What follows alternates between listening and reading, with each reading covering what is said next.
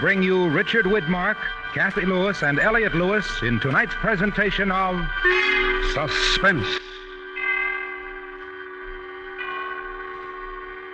Tonight presents Part 2 of the first radio dramatization of William Shakespeare's tragic history of love and death, Othello. Our stars, Richard Widmark, Cathy Lewis, and Elliott Lewis.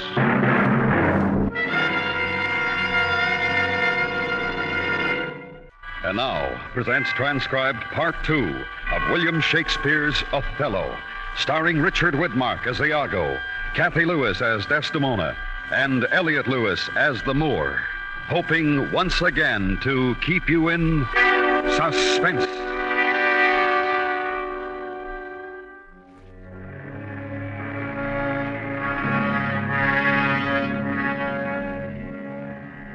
The scene is Cyprus. Othello has returned triumphant from the wars, now to govern the island with his wife Desdemona. The ensign, Iago, jealous of the position held by Cassio, lieutenant to Othello, plots revenge on both Cassio and the Moor, whom he hates.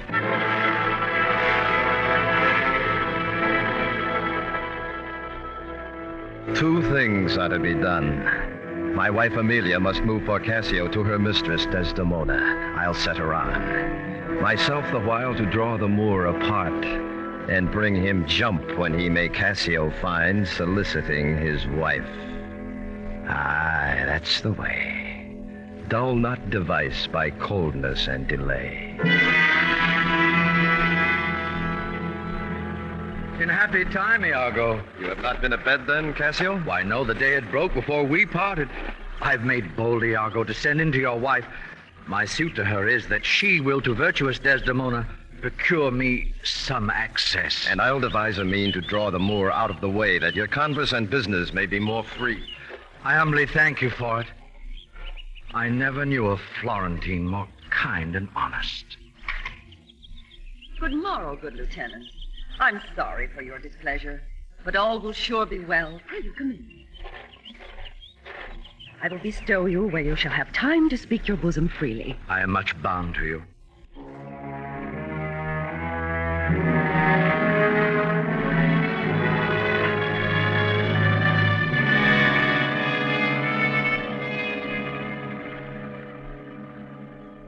Be assured, good Cassio, I will do all my abilities in your behalf. Bounteous madam, whatever shall become of Michael Cassio, he's never anything but your true servant. Oh, sir, I thank you. Before Amelia here, I give you warrant of your place. Be assured, if I do vow of friendship, I'll perform it to the last article. My lord shall never rest. I'll intermingle everything he does with Cassio's suit. Therefore be merry, Cassio, for I should rather die than give your cause away. Madam, here comes my lord. Oh, madam, I'll take my leave. Why, stay and hear me speak. Madam, not now. I'm very ill at ease, unfit for mine own purpose. I'll do your discretion.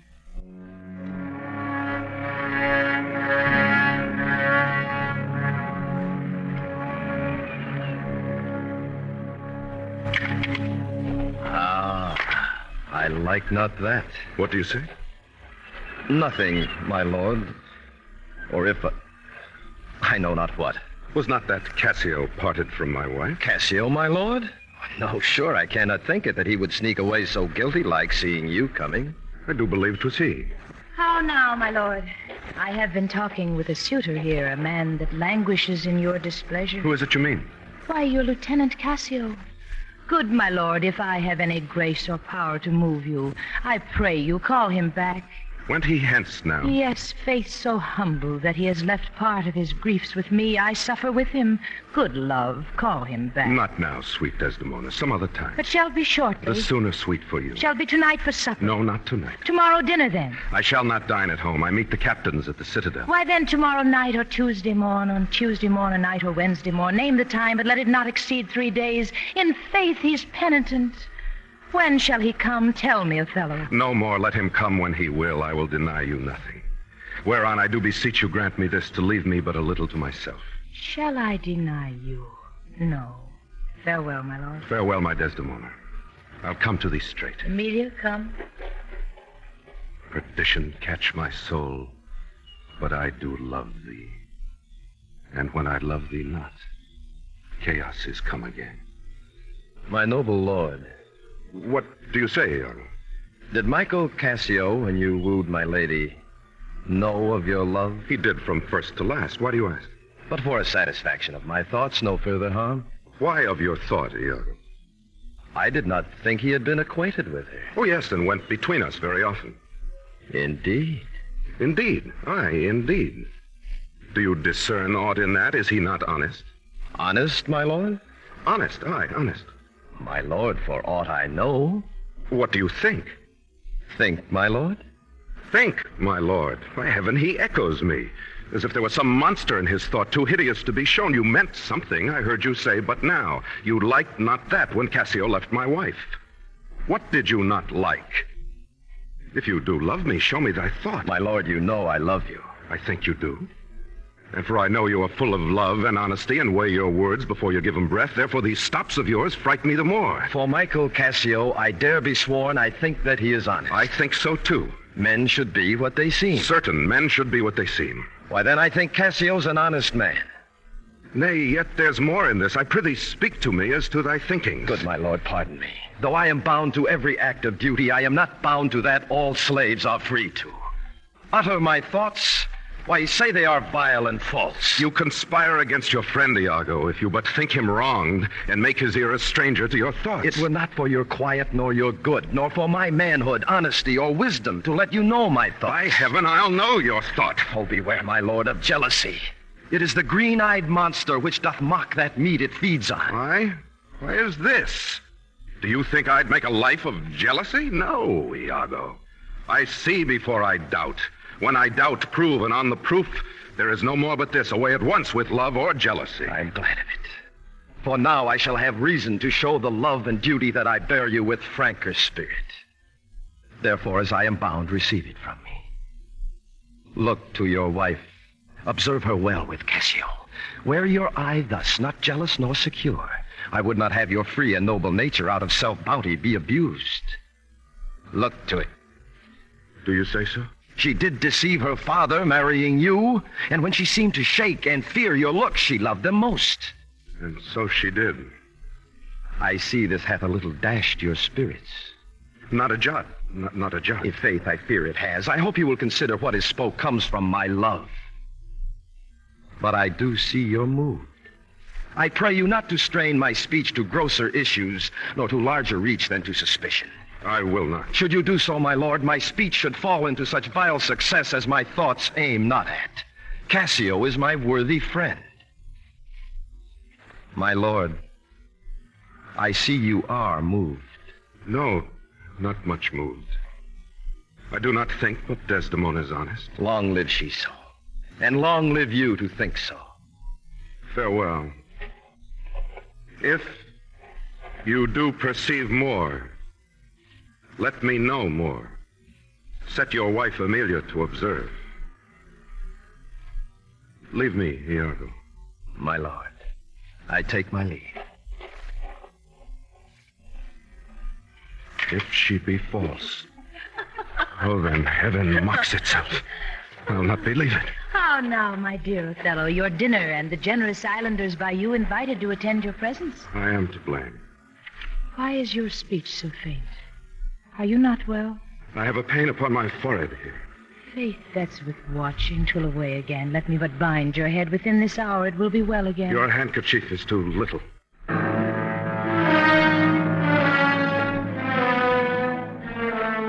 Othello puts the handkerchief from him, and Desdemona unwittingly drops it.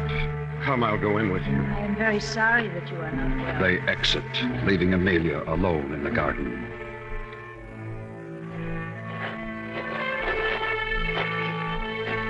I'm glad I have found this handkerchief. This was her first remembrance from the moor.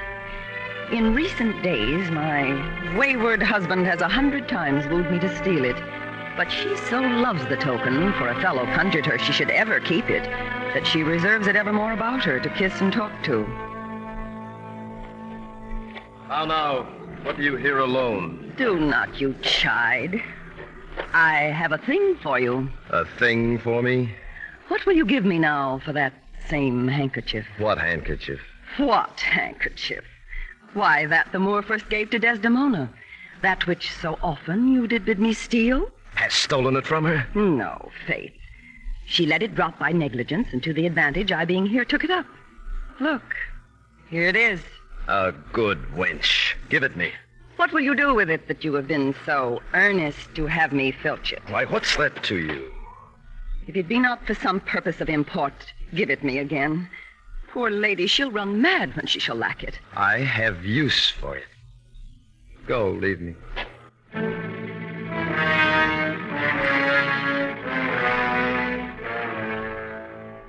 I will in Cassio's lodging lose this handkerchief and let him find it. Trifles light as air are to the jealous confirmation strong as proofs of Holy Writ.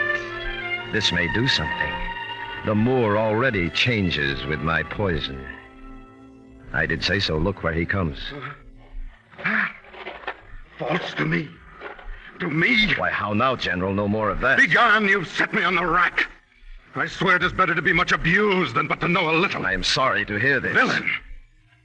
Be sure thou prove my love a strumpet. Be sure of it. Give me the ocular proof.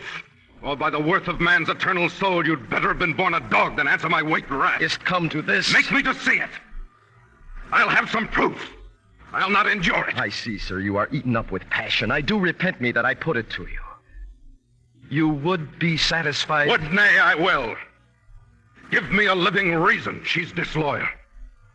I do not like the office. But since I am entered into this cause so far, pricked to it by foolish honesty and love, I will go on. With Cassio lately, and being troubled with a raging tooth, I could not sleep. There are a kind of men so loose of soul that in their sleep will mutter their affairs. One of this kind is Cassio. In sleep, I heard him say, "Sweet Desdemona, let us be wary. Let us hide our love." And then, sir, would he grip and wring my hand, cry out, "Sweet creature," and then kiss me hard as if he plucked up kisses by the roots that grew upon my lips, and then cried, "Cursed fate that gave thee to the Moor." Monstrous. Monstrous. 'Tis a shrewd doubt, though it be but a dream. And this may help to thicken other proofs that do demonstrate thinly. Tear her to pieces. Nay, but be wise, yet we see nothing done.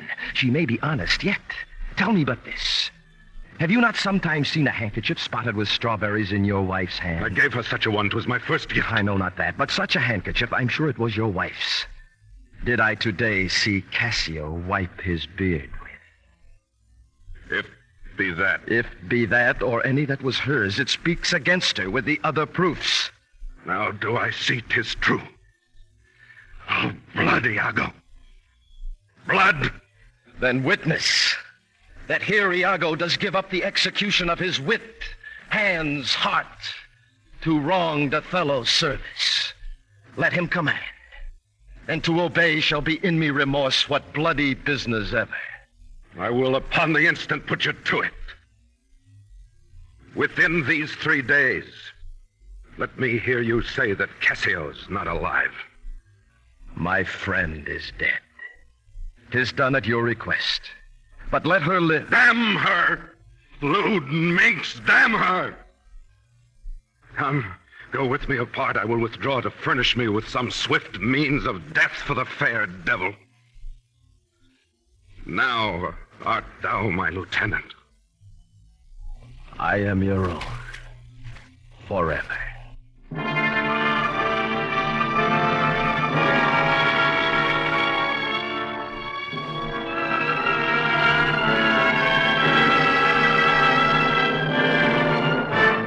Bringing you Richard Widmark, Cathy Lewis, and Elliott Lewis in Part 2 of William Shakespeare's Othello.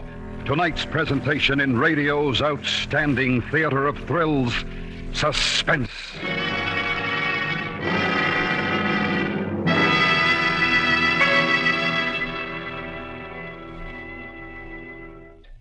And now, brings back to our Hollywood soundstage Richard Widmark, Cathy Lewis, and Elliott Lewis in the concluding act of Mr. Lewis's production of William Shakespeare's Othello, a tale well calculated to keep you in suspense.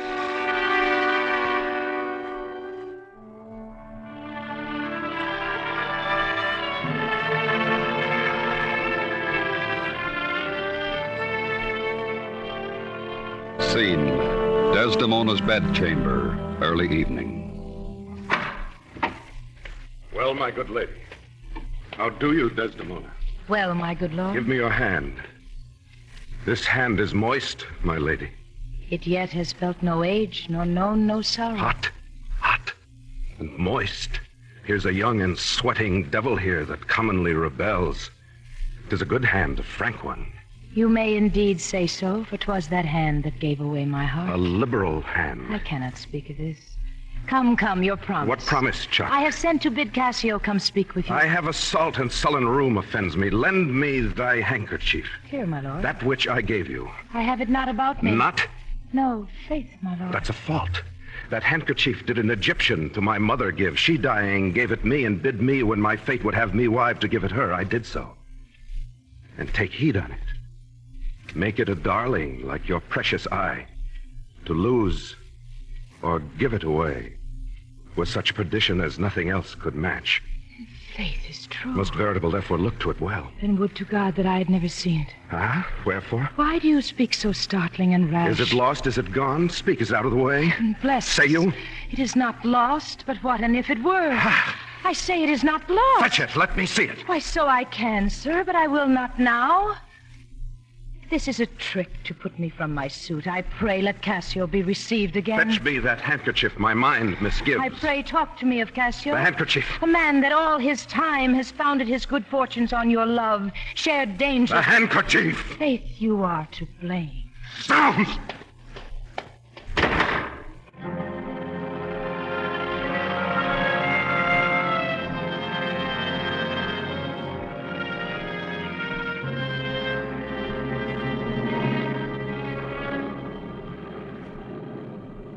They that mean virtuously and yet do so, the devil their virtue tempts, and they tempt heaven. So they do nothing. 'Tis a venial slip.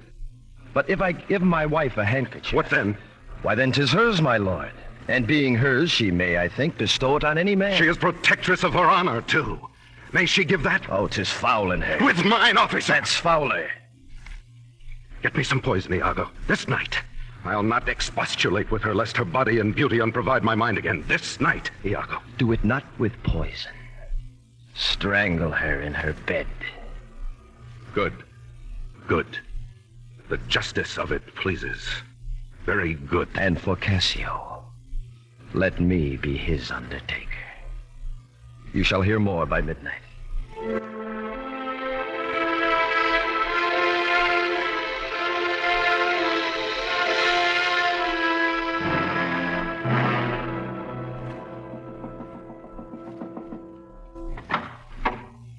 Who's there? Othello? Hi, Desdemona. Will you come to bed, my lord? Have you prayed tonight, Desdemona? Aye, my lord. If you bethink yourself of any crime unreconciled as yet to heaven and grace, solicit for its strength. Alas, my lord, what may you mean by that? Well, do it and be brief. I will walk by. I would not kill thy unprepared spirit. Now, heaven forfend, I would not kill thy soul.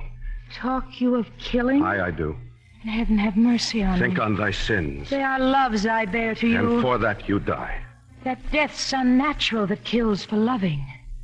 What's the matter? That handkerchief which I so loved and gave you, you gave to Cassio. No. By my life and soul, send for the man and ask him. Sweet soul, take heed. Take heed of perjury. You're on your deathbed. Aye, but not yet to die. Yes, presently.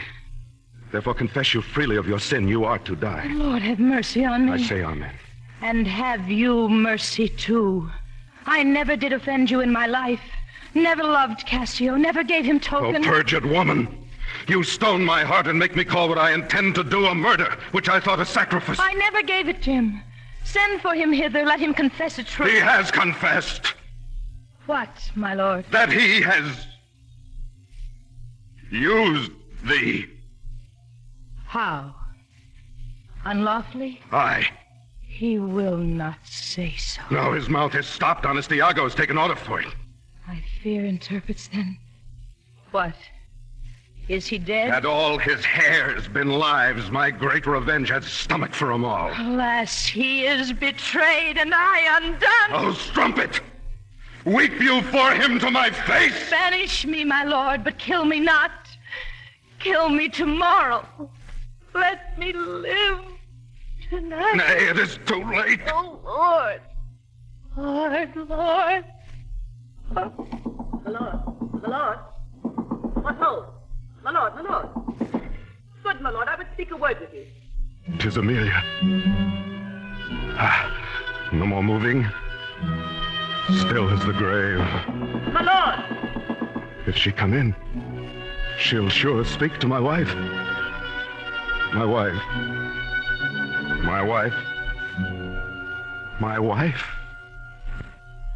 I have no wife. I do beseech you that I may speak with you, good my lord. Soft by and by. Let me the curtains draw.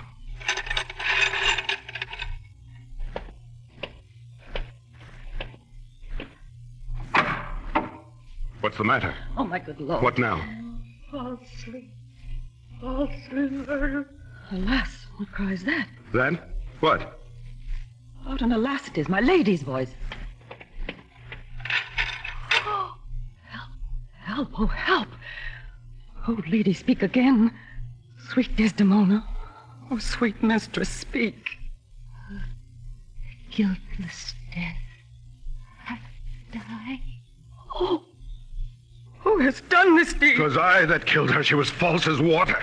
Thou as rash as fire to say that she was false. Oh, she was heavenly true. Your husband knew it all. My husband. Your husband. That she was false to wedlock. I with Cassio. If he say so, he lies to his heart. She was too fond of her most filthy bargain. Ah? Help! Help! Oh, help! The Moor has killed my mistress. Murder! What is the matter? How now, General? Oh, you come, Iago. You have done well that men must lay their murders on your neck. What is the matter? Disprove this villain if you are a man. He says you told him that his wife was false. I told him what I thought, and told no more than what he found himself was apt and true. But did you ever tell him she was false? I did. You told a lie. An odious, damned lie. She false with Cassio? Iago knows that she with Cassio is the act of shame 1,000 times committed. And she did gratify his amorous works with the recognizance and pledge of love which I first gave her. It was a handkerchief. Oh, thou dull Moor. The handkerchief you speak on I found by fortune and did give my husband. For often with a solemn earnestness, more than indeed belonged to such a trifle, he begged of me to steal it. Villainous! She gave it, Cassio. No, alas, I found it and I did gift my husband. Filth, you lie! Are there no stones in heaven but what serve for the thunder? Precious villain! Wring his sword from him! I plead, sir, but not killed. I am not sorry neither. I'd have thee live. For in my sense 'tis happiness to die. Othello, you must forsake this room and go with us. Your power and your command is taken off. You shall close prisoner rest till that the nature of your fault be known to the Venetian state. Come, bring him away. Soft you. A word or two. I've done the state some service and they know it. No more of that. I pray you, in your letters, when you shall these unlucky deeds relate, speak of them as they are. Nothing extenuate, nor set down aught in malice. Then must you speak of one that loved not wisely, but too well. Of one not easily jealous, but being wrought, perplexed in the extreme. Of one whose hand, like the base Indian, threw a pearl away, richer than all his tribe. I kissed thee ere I killed thee. No way but this, killing myself, to die upon a kiss.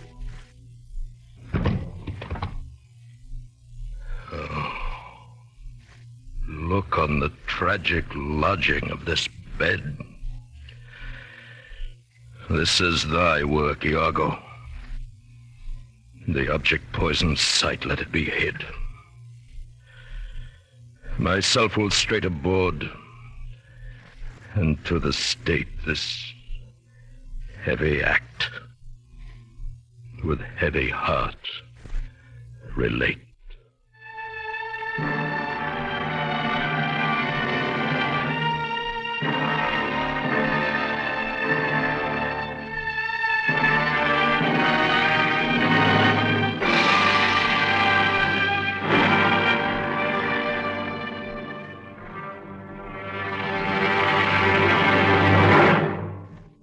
Suspense. Tonight stars Richard Widmark, Cathy Lewis, and Elliott Lewis. Next week, Suspense. The abridged Othello was adapted for Suspense by Anthony Ellis and Elliott Lewis. The program was transcribed and directed by Mr. Lewis, with music arranged by Lucian Morwick, from themes by Giuseppe Verdi. The orchestra was conducted by Lud Gluskin. Featured in tonight's cast were Joseph Kearns as Cassio, William Conrad as Montano, and Irene Tedrow as Amelia. Your narrator is Larry Thor.